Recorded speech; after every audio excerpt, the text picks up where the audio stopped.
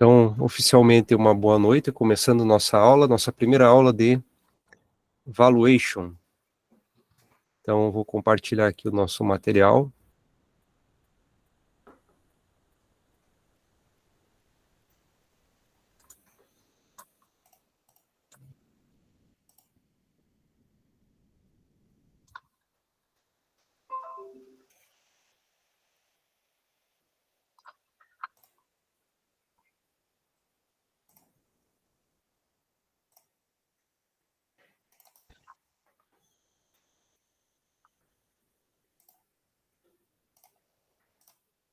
Vou me organizar aqui.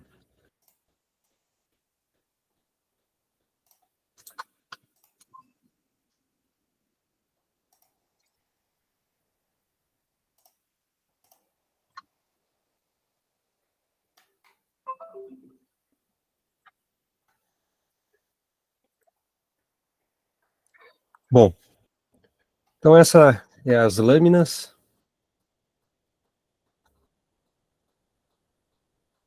Tá visível para vocês? Tá. Sim. A aula 1, ela trata, então, da introdução da avaliação e valor intrínseco de empresas, né? Na verdade, a avaliação, ela poderia ser feita para qualquer ativo, mas a gente foca aqui no curso empresa, tanto de capital aberto quanto de capital fechado. Aí só vai mudar o ferramental que a gente vai utilizar quando a empresa ela for de capital fechado. Algumas pequenas variações. Você avança a lâmina. Essa aqui é a estrutura do... Podem perceber, ela é exatamente uma replicação, né, da aula do Awashi Damodara, em que ele divide o material no site dele em sessões, como aí está sendo colocado. Não está funcionando a minha caneta aqui. Eu queria apontar. Ó.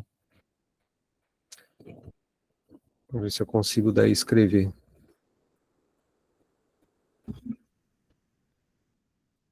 Eu tô botando de pincel embaixo. Tá? Oi? Tô botando de pincel embaixo. É, né? Acho que é isso o problema aqui. No terceiro. Ó, mas não está aparecendo aqui. Pincel, beleza. Isto. Obrigado. Então, a aula de hoje é sobre a introdução ao valuation. Depois a gente vai falar no nosso segundo encontro sobre os fundamentos do valor intrínseco. Vamos falar sobre risco livre, taxa livre de risco, sobre prêmio de risco de mercado, sobre beta, sobre custo de dívida e custo de equity, né, de capital próprio, e como estimar o fluxo de caixa, tá? Como estimar o crescimento de uma empresa.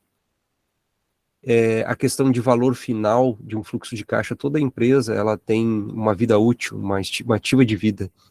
E aí, então, nós vamos também determinar um valor final no nosso fluxo de caixa com base numa perspectiva de vida da empresa. Na maioria dos casos, a gente considera como sendo uma vida infinita, tá?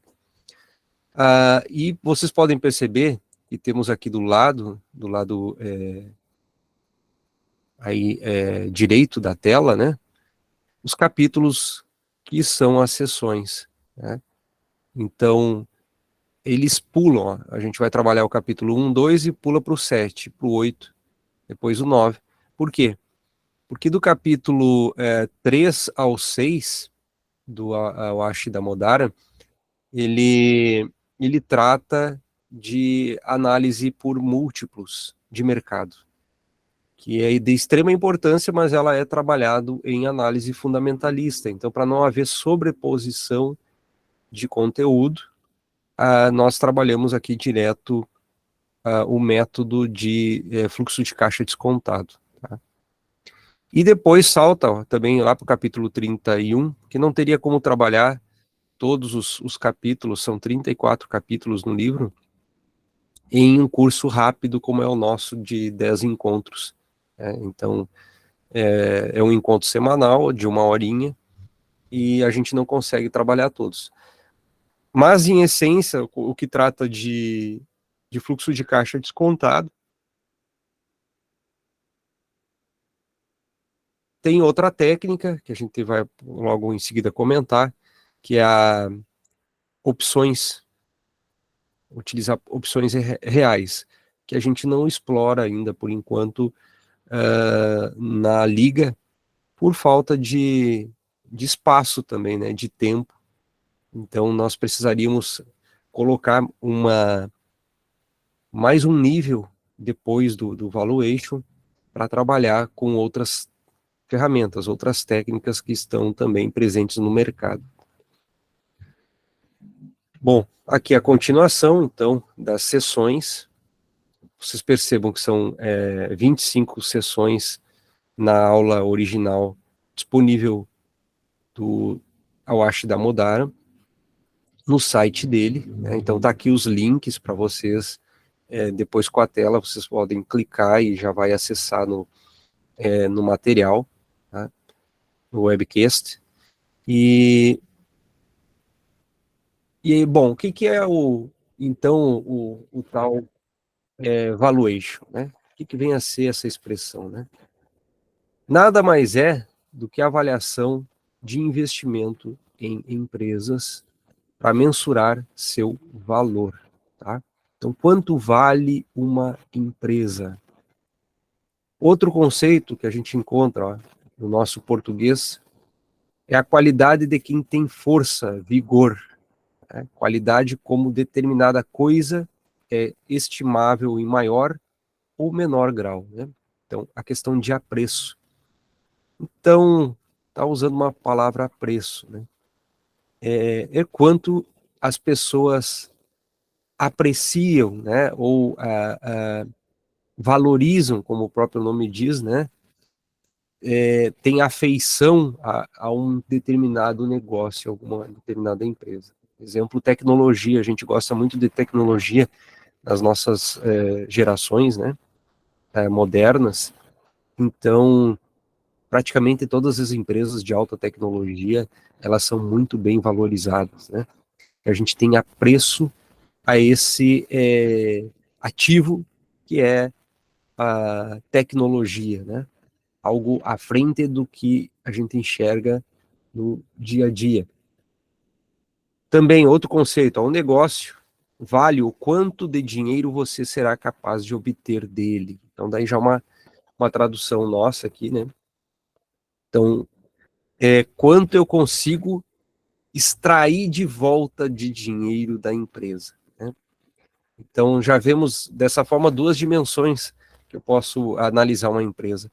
Uma é sobre a forma de ganho de capital, que é simplesmente ganhar valor por ser dono da empresa, e aí, como acontece com as grandes fortunas, Elon Musk, né, o Zuckerberg, o Warren Buffett, vocês vão ver, eles são bilionários porque o balãozinho deles encheu, né?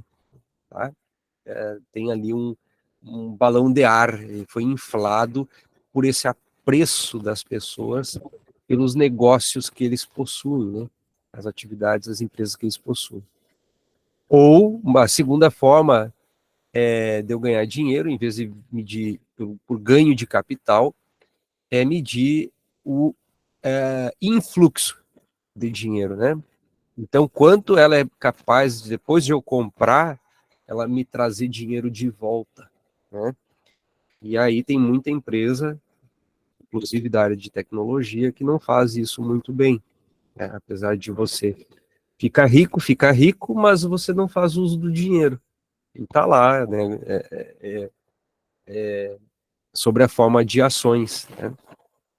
Agora, quando eu tenho em fluxo de dinheiro, eu vou ter dividendos, ele vai vir de volta para mim fazer o que eu quiser com ele. Seria uma outra forma de eu avaliar um negócio, tá? O valor potencial de um negócio em função de expectativa de geração de resultados futuros. Então, uma empresa não, diferente da contabilidade que mensura o passado, né? Eu falo com propriedade, porque também sou contador, mensura, pega o valor das notas fiscais e soma o total de valor, o valor pago, né? Que seria a forma mais simples, né? De avaliar. Eu estou olhando o passado, então quanto vale o patrimônio da empresa, ou o valor presente, quanto eu gastaria para montar o negócio igual hoje, né? Aí ela está tentando incorporar alguns conceitos de valor futuro, como colocando goodwill, né? Bom futuro, exatamente, a tradução literal de goodwill é bom futuro, né? Colocando no ativo qual é o valor do bom futuro de uma empresa, né, chamado de goodwill. Então, aí tentando mensurar não só o passado, mas o futuro da empresa, tá? E essa é uma das grandes diferenças aqui do valuation. A gente vai tentar sempre olhar não o valor contábil, né, mas o valor futuro da empresa, quanto ela é capaz de gerar de dinheiro.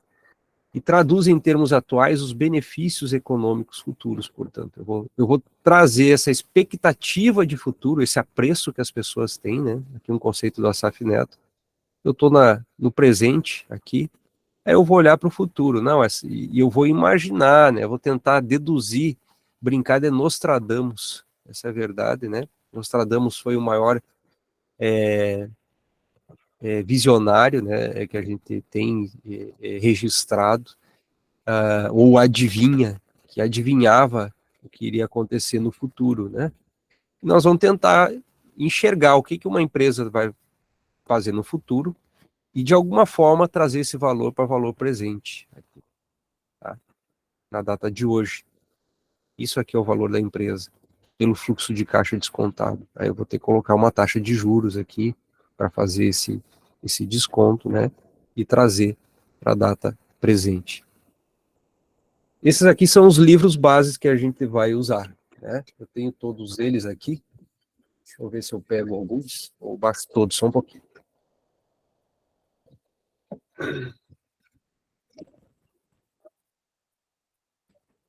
Alguns deles aqui para mostrar, né?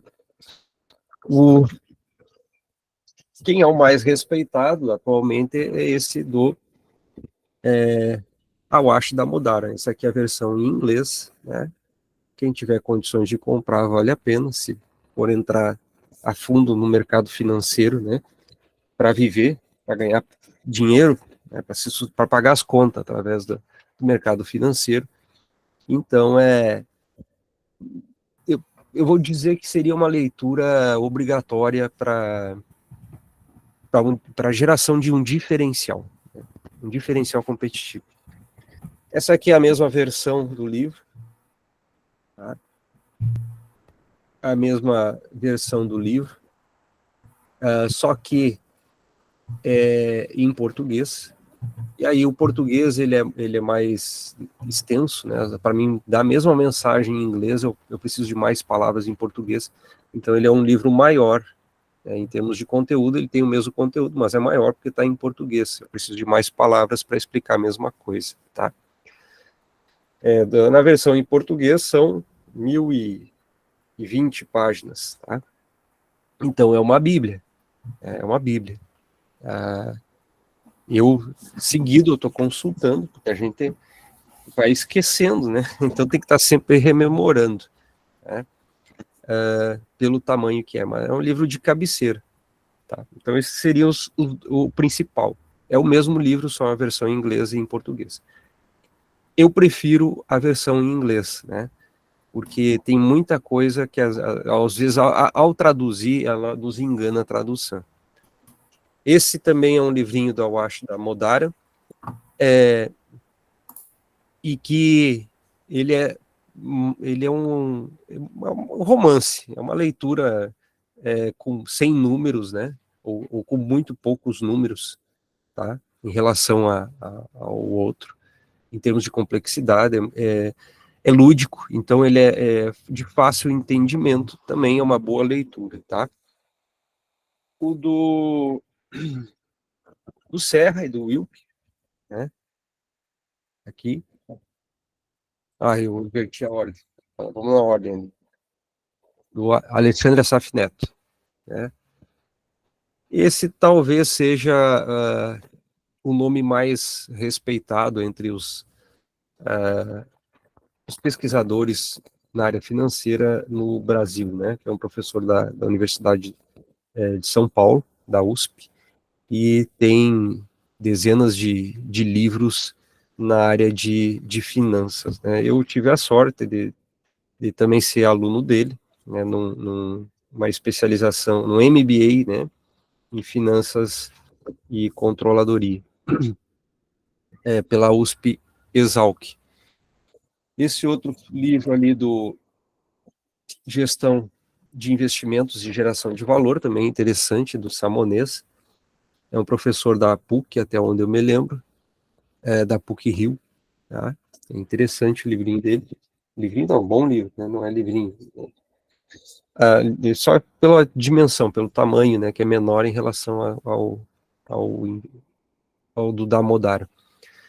E o que o colega ali mencionou, né? Que está presente na nossa sala, o Gustavo aí mencionou, que é o do Serra, né? E do Wickert, certo? Então, semana passada mesmo conversando com o José, que foi lá para São Paulo, e ele falando, né, que tem colegas dele no banco de investimentos que são alunos do Serra, né, do Ricardo Goulart Serra, né? Então a gente tá bem amparado em termos de literatura, de livros, tá? Fora os livros, depois tem muito vídeo no YouTube, eu vou colocar links também disponível aqui de aulas para vocês acompanharem, né? Que o pessoal conseguiu acesso, e aí sempre é bom. Tem uma série com 30 horas de aula para vocês olharem, e aí isso tudo vai enriquecendo o aprendizado, né? E quem for querer ser mais técnico, mais científico, aí artigo acadêmico, né? Artigo científico traz bastante coisa, essa parte de valuation, de avaliação de empresas, usando outras técnicas, né? Agora com a introdução de métodos quantitativos, com inteligência artificial, né? E aí muda bastante a literatura, né? Não seriam utilizados esses livros aqui. Que mais? Então, uma reprodução aí das lições de Damodara. A seção 1, né, para a gente já começar a aproveitar os nossos 20 minutos restantes, o que ele trata na seção 1? As minhas lâminas, todas elas são assim, ó, a lâmina original, com inglês, né, tá ali identificado, que é do Awash Damodara, embaixo, então não estou plagiando, né, estou respeitando e colocando o nome de todos eles quando eu utilizo o material, tá? E aqui é a tradução, então, apresenta a lógica para fazer a avaliação, bem como as questões de viés, complexidade e incerteza que a atormentam. Portanto, existe incerteza. Ela não é uma ciência exata, uma matemática, né, como a física. Você faz o cálculo e aquele valor e pronto. Tá? O próprio Damodaran, ele fala, né, que a avaliação de empresa não é uma ciência. Né? E também ele questiona se é uma arte. Né? Ele não classifica exatamente como sendo uma arte. Ele classifica como sendo uma habilidade que a gente desenvolve com o tempo. Né? Então você vai se valer de muitas ferramentas e cada ferramenta ela vai fazer uma mensuração diferente, aí você tem que fazer a leitura adequada, né? Então, essa imagem aqui, ela é interessante, né? 100,000 lemons cannot be wrong, né? We thought we were in the top of the eighth inning when we were in the bottom of the ninth. Então, quando a gente, uma tradução aqui, né? Quando a gente acha que está no topo, na verdade ela pode estar no fundo, né? Então a gente pode pensar que está no topo da oitava entrada, quando na verdade a gente está na parte inferior da nona, né? Ou seja, eu posso ter 100 camundongos errados, eu posso ter o mercado inteiro errado, como já aconteceu isso várias vezes, né? Dezenas de vezes, centenas de vezes, em alguns momentos clássicos, né? Como a crise do subprime em 2008, né? A crise mexicana, a crise russa. Então a gente tem ao longo do tempo, né, o crack da Bolsa de Nova York em 1929, o próprio Covid, né, e que ninguém esperava. E aí o mercado todo certo, fazendo uma avaliação de empresas, e de um dia para o outro, os preços começam a caminhar num sentido diferente do que todo mundo esperava, né, por conta dos acontecimentos. Tá? Então, ocorre muito erro coletivo, né, no mercado, especialmente se a gente adota algumas técnicas em específicas em que se baseiam na análise do mercado, né? Quem for para a área bancária, isso vai acontecer direto, né? A coisa é tão rápida que você tem que fazer avaliações de um dia para o outro que você acaba usando conteúdo de terceiros. E quem disse que esses terceiros não podem estar errados, né? Então essa é a ideia da gente conhecer a técnica para fazer a nossa análise crítica e julgamento se aquilo não está errado. E mesmo assim a gente também está sujeito a errar, né?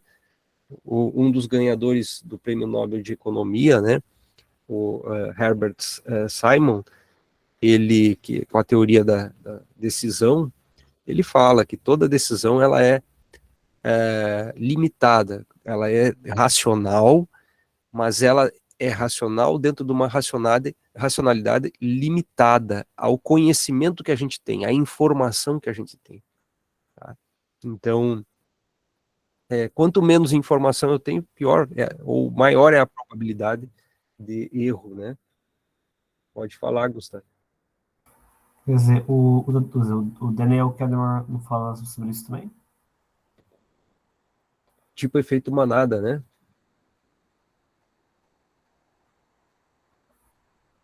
Eu não entendi direito o que você falou. Quer dizer, o, o Daniel Kahneman não fala nada Ah, mais sobre isso?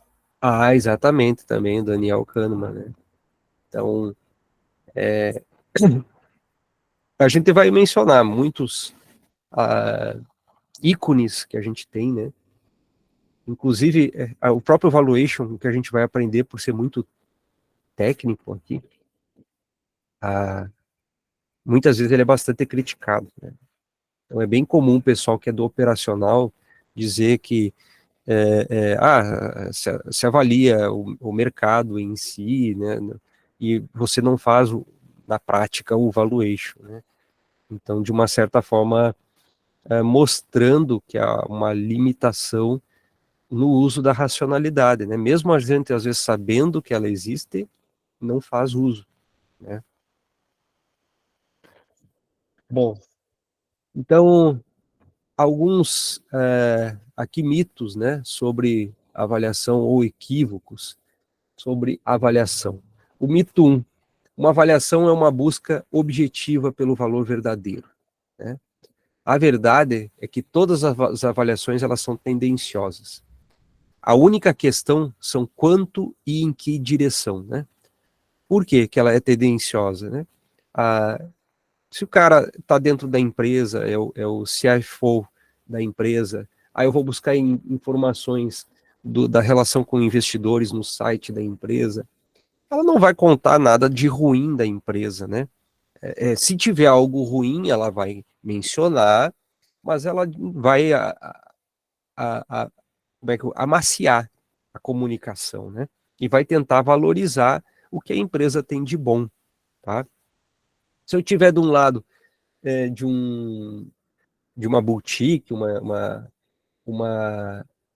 uma empresa de uma corretora, muitas vezes a gente vai estar sendo influenciado, tensionado pela necessidade do agente ali de investimentos gerar resultado para a empresa dele, né? Perdão. Em função da variação de temperatura aí, estou com uma tosse seca, eu começo a falar, me seca a garganta.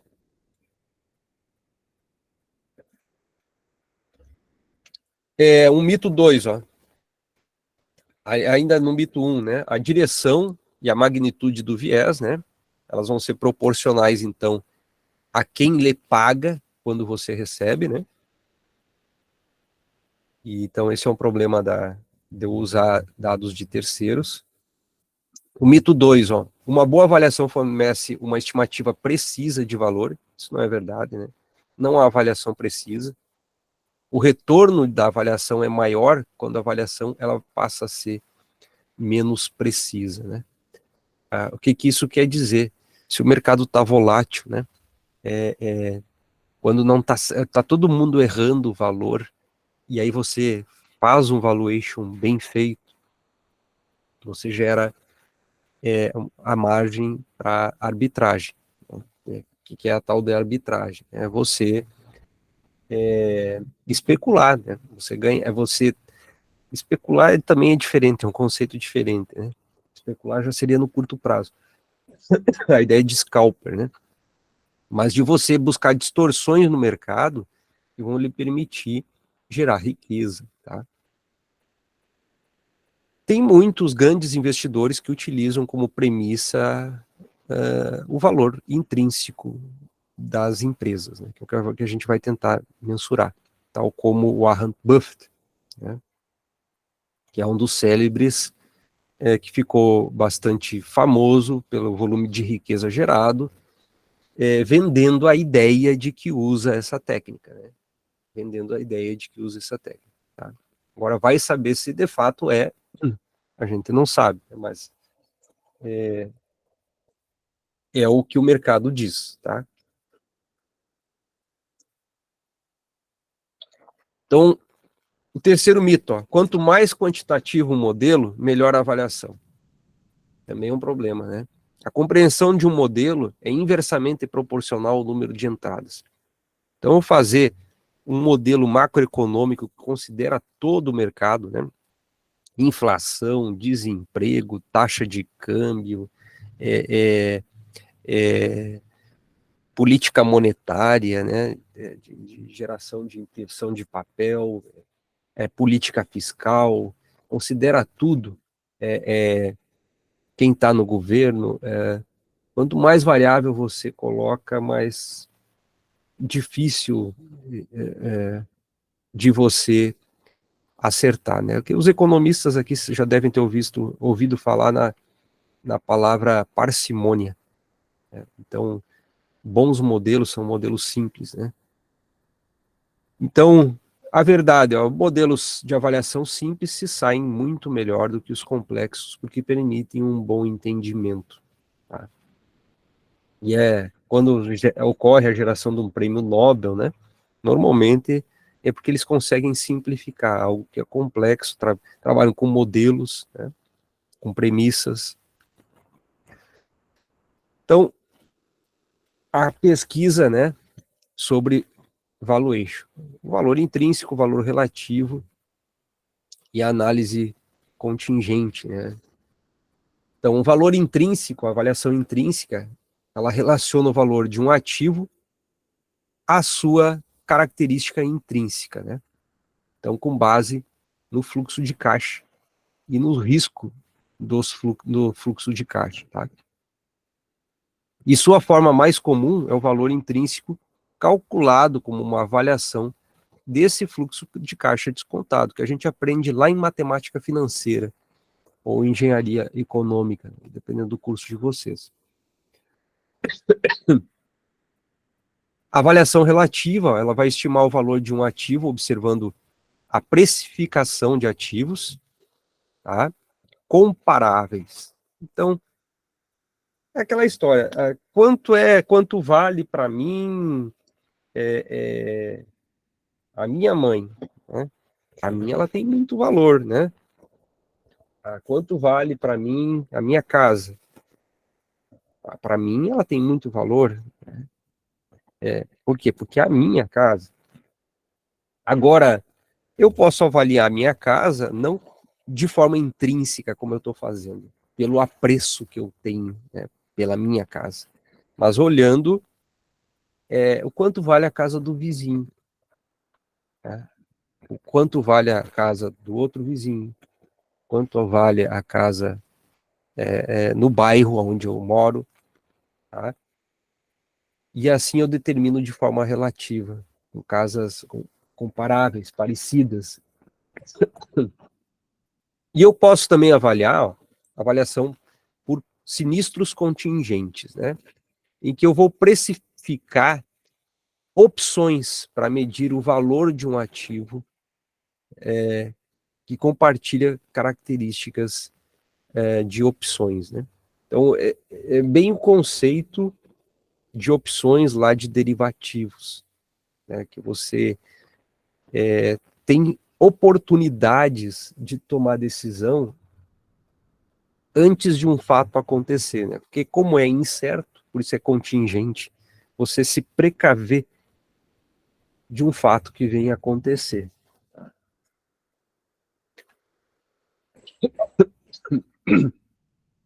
Perdão. Bom, as principais abordagens que a gente tem. Modelo de fluxo de caixa livre descontado, que é em essência o que a gente vai trabalhar. Modelo de lucro econômico ou valor adicionado EVA, que eu vou falar um pouco sobre ele ao longo das nossas aulas. Modelo de avaliação por múltiplos, eu não chego a entrar aqui, e é explorado lá em análise fundamentalista, né? Pelo menos tem uma sessão em que vocês apresentam índices de mercado, né? Que nada mais são do que múltiplos de mercado. Um exemplo, relação preço-lucro, relação entre lucro-dividendo, né? E assim, entre preço e valor contábil, tá?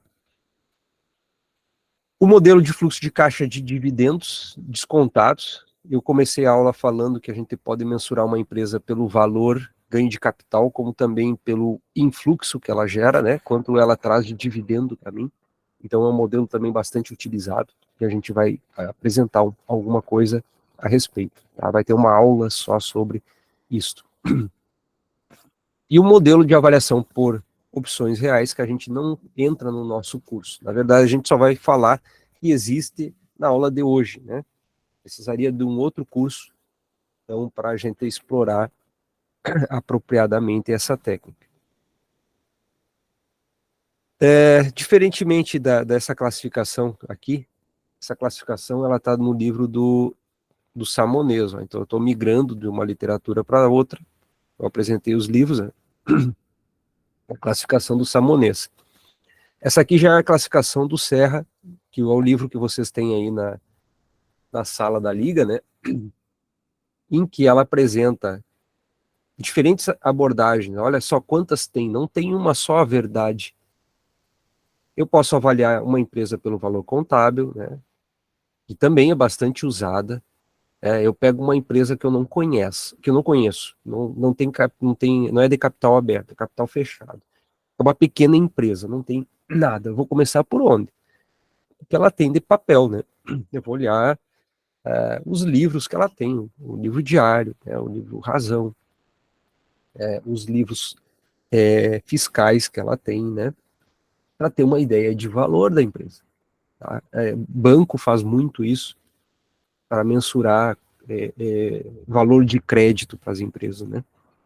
Por isso que muitas vezes acontece em empresas grandes, mas que tem lá um valor patrimonial de abertura de capital muito pequeno, não consegue grandes fontes de financiamento. Então, aí eu posso fazer um valor contábil ajustado, valor de mercado, que seria essa segunda forma aqui. Eu posso fazer avaliação relativa por múltiplos de mercado, por múltiplos de transação, e aí, em essência, a aula do colega que está aí presente, que vai dar esse semestre. O fluxo de caixa descontado, que a gente vai ver, né? E aí, nós temos diferentes fluxos de caixa descontado. Para o acionista, dependendo do lado que eu tiver, né? A empresa é uma só, mas dependendo do lado que eu tiver, a lupa ou o óculos que eu estou usando vai ter grau diferente. Tá? Se eu estou do lado do acionista, é um fluxo de caixa. Se eu estou interessado em dividendos, né, é outro fluxo de caixa. Agora, se eu sou um investidor, eu estou de fora da empresa e eu quero entrar na empresa, eu vou fazer um fluxo de caixa para investidor. Tá? Agora, eu estou interessado no lucro residual, aí o EVA, por exemplo. Né? Agora, se eu estou interessado no valor presente ajustado, é o Adjusted Present Value. E outras, o valor de mercado, então, e opções reais, tá, que eu posso usar. Como assim valor de mercado? Né? Quanto vale a empresa, né, no mercado. Eu olho a quantidade de ações e multiplico pelo preço da ação, eu já tenho o valor da empresa. Tá? Então, muito parecido com o valor contábil, que eu vou estar olhando lá os livros, os DFPs. Aqui eu vou estar olhando o que aparece no home broker. E eu tenho uma ideia de tamanho da empresa. Né? Tem empresas muito valiosas pelo valor de mercado.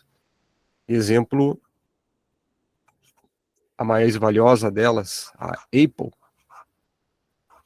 A Apple, que hoje, no mercado, ela está valendo aproximadamente, depende do período, 2,4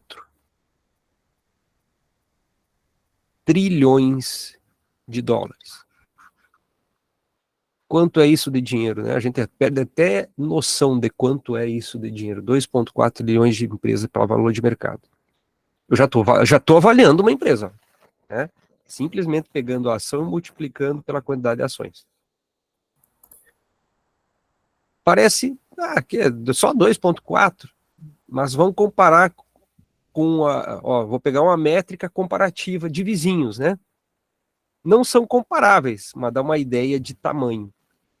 Qual é o PIB do Brasil? PIB do Brasil. Está na ordem. 1,1 trilhão. Oi? É um trilhão e pouquinho. 1,4, né? Então, se é 1,4, isso aqui é 1,7, se não me engano. É 2,7 ou 2,4 trilhões. A Apple vale quase o dobro do Brasil. Uma empresa só. Né? 215 milhões de brasileiros para frente Brasil, trabalhando o ano inteiro. Todo o dinheiro gerado vale pouco mais da metade do valor da Apple.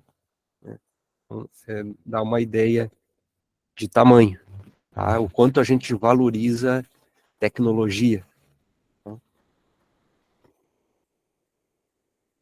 As bases, então, para uma pesquisa, né, sobre valuation, o uso de modelos de avaliação, então, de decisão de investimento, né, nas decisões sobre quais ativos estão subavaliados e quais estão superavaliados, vão ser sempre baseados em uma percepção de que mercados são ineficientes. Então, isso é a base. A gente, se o mercado fosse eficiente, como Fama diz, né, na forma forte, ninguém conseguiria, não precisaria fazer valuation, porque o valor no preço ali que está sendo negociado já é o valor da empresa, é o valor real da empresa. Então, a gente só consegue fazer uso do valuation para ganhar dinheiro se o mercado está errado na avaliação. Né? E a minha técnica diz não. A técnica está dizendo essa empresa tem um valor intrínseco diferente, né? E aí tanto faz, se é para cima ou se é para baixo. Né? Eu posso operar vendido ou comprado para captar essa distorção do mercado. Tá? Também uma suposição é sobre como e quando essas ineficiências serão corrigidas. Né? Qual é a duração dessa ineficiência?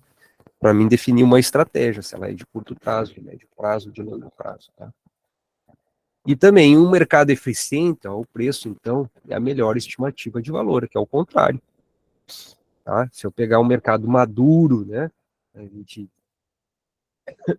parte, ele é bem precificado, não tem distorções, não tem assimetria informacional que vai permitir que algum agente no mercado capture, né, a, a mais-valia, né, o lucro dessa distorção. Tá? E a finalidade de qualquer modelo de avaliação, então, vai ser achar a justificação desse valor. Eu achar uma justificativa plausível e argumentos para apresentar para o meu cliente, para o meu patrão, para o meu investidor, ou para mim mesmo, de que vale a pena investir naquela empresa. Então, a avaliação do desconto de fluxo de caixa, né? Na avaliação do fluxo de caixa descontado, o valor de um ativo é o valor presente, então, do fluxo de caixa futuro. Essa é a premissa. Tá? Estou desacostumado. Né? Voltou a aula presencial agora, né? Antes eu estava bem craque escrevendo. Qual a base filosófica disso? Ó, todo ativo possui um valor intrínseco e pode ser estimado com base em sua característica em termos de fluxo de caixa, né, de crescimento e de risco. Tá? Então, esse valor intrínseco é quanto vale o futuro dela. Tá? Informação necessária. Para usar a avaliação do fluxo de caixa, a gente precisa estimar a vida útil do ativo. Então, isso pode ser um carro, pode ser uma casa, como pode ser uma empresa. Qual é o tempo de vida da empresa? A gente tem negócios que são por curto espaço de tempo, né?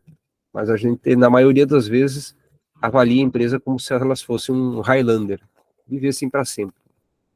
Estimar também o fluxo de caixa durante a vida do ativo, quanto ela é capaz de gerar de dinheiro, né?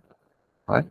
E aí nós temos que ter cuidado de não fazer um fluxo de caixa sempre crescente, né? E por isso que as empresas, é difícil elas serem perpétuas, elas terem um fluxo de caixa crescente. Como é que elas vão crescer se o mundo é redondo? O mundo é finito, tá? E para elas continuarem crescendo, elas teriam que absorver todo o dinheiro do mundo. Isso é muito improvável. Estimar a taxa de desconto a ser aplicada e esses fluxos de caixa para obter o valor presente. Essa é outra questão, né? Qual é a taxa que eu vou fazer o desconto no meu fluxo de caixa? A gente vai aprender isso na nossa aula. E ineficiência do mercado, né? A gente supõe que o mercado contém erros, que eu já mencionei aqui no nosso encontro. E ao longo do tempo ele se corrige, e aí a gente capta essas distorções. Já a técnica de avaliação relativa, ela é o conteúdo de análise fundamentalista. E por isso eu só vou mencionar que está aqui essa lâmina, né? É o valor de qualquer ativo que pode ser estimado observando o mercado precificando ativos semelhantes ou comparáveis. Então, se eu vou sempre fazer uma análise comparativa. Tá?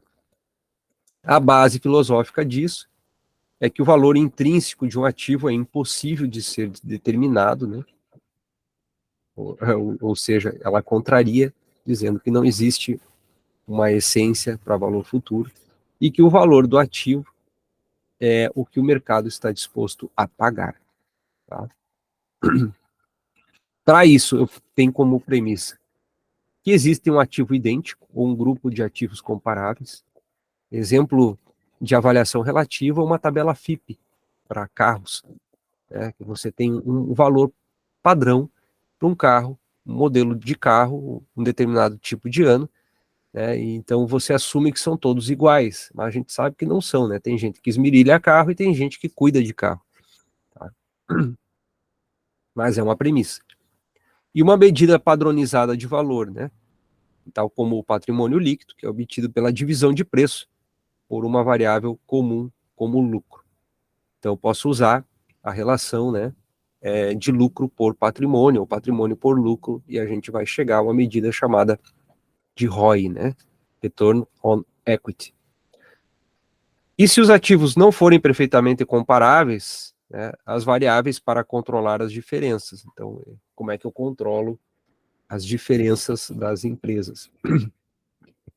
E também ela se baseia na ineficiência do mercado, né, que erros são cometidos de precificação de comparáveis.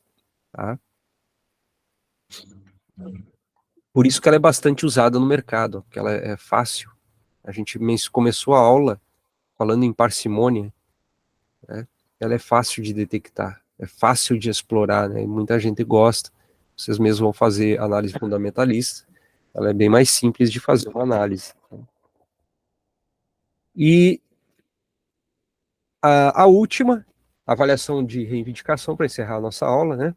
Na avaliação de sinistro contingente, a gente avalia um ativo com base no contingente de ação ou de ocorrência de um evento. Tá?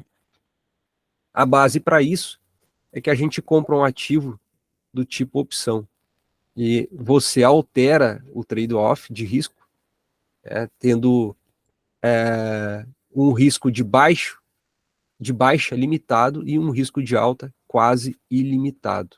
Tá? Assim, o risco se torna um aliado para nós, né? O risco de baixa é improvável em relação ao risco de alta. Né? Se a gente pegar historicamente a bolsa, pegar qualquer bolsa, qualquer índice de mercado, vocês vão ver que todos eles apontam para cima no longo prazo, né? No curto prazo está caindo, mas se pegar e botar lá a maior periodicidade, desde que surgiu a bolsa, todas as bolsas, elas apontam para cima. Né? Define, então, um ativo subjacente para o qual a gente tem a opção. Então, a opção é um subproduto de um produto. Um valor convencional para um ativo usando a avaliação de fluxo de caixa descontado e a contingência que acionará o fluxo de caixa da opção. Tá? Também tem como premissa de que o mercado é ineficiente. Né? Os investidores ignoram a opcionalidade em ativos semelhantes. Tá? A opção, então, irão precificá-los mal, né? Por não considerar a opção de comprar outro ativo semelhante. Alguns exemplos de indicadores de opções, para não ficar tão vago. O patrimônio de uma empresa problemática. Tá? Uma empresa com lucro negativo, com alta alavancagem, né? Ela pode ser vista como uma opção de liquidação, que é detida pelos acionistas da empresa, e como tal, é uma opção de compra sobre os ativos da empresa. Né?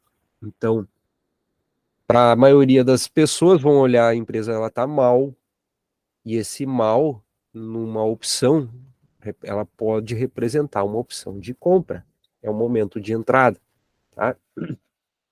Outro exemplo, reservas de propriedade de empresas de recursos naturais podem ser vistas como opções de compra sobre o recurso subjacente. Tá? Uma vez que aquela reserva, você pode optar ou não, decidir por extrair da reserva ou não. Uma patente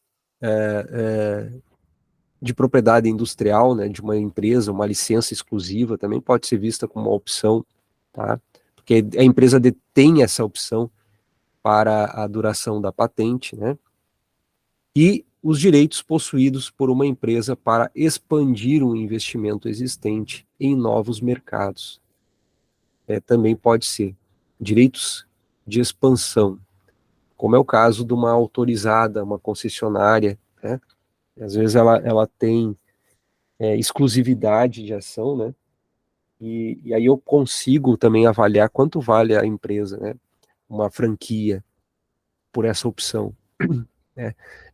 Eu não sendo franqueado ou franqueado, quanto vale a opção da franquia em termos de mercado? Em suma, né? Embora existam centenas de modelos e métricas de avaliação, existem basicamente 3 abordagens. A gente pode classificar: avaliação intrínseca, avaliação relativa e avaliação por sinistro contingente. As 3 abordagens, elas podem produzir diferentes estimativas, né? Então o mesmo ativo pode chegar a diferentes valores. Para realmente compreender a avaliação, a gente precisa entender todas as abordagens, porque há um tempo e um lugar para cada abordagem, né? Dependendo do momento, dependendo do lugar onde a gente está, se está no Brasil, se está nos Estados Unidos, se está em outro lugar, uma abordagem vai ser melhor do que outra, tá? Aqui a revisão, a bibliografia que a gente utilizou, e era isso a nossa aula, né? Passei um pouquinho do horário, mas a gente também começou um pouquinho atrasado. Perguntas?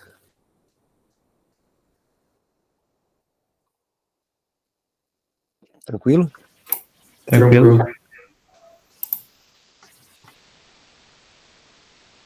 Então tá, gente. Sejam muito bem-vindos. Espero que gostem. Eu gosto, né? Falou em dinheiro, me faz rir, né? Como vocês estão vendo aqui. Tá? Então, não é trabalho nenhum estar aqui essa hora. E vamos lá, né? Tomara que a gente encha os bolsos de dinheiro. Uma boa noite. Boa noite a vocês. Valeu, isso aí. Boa semana. Igualmente.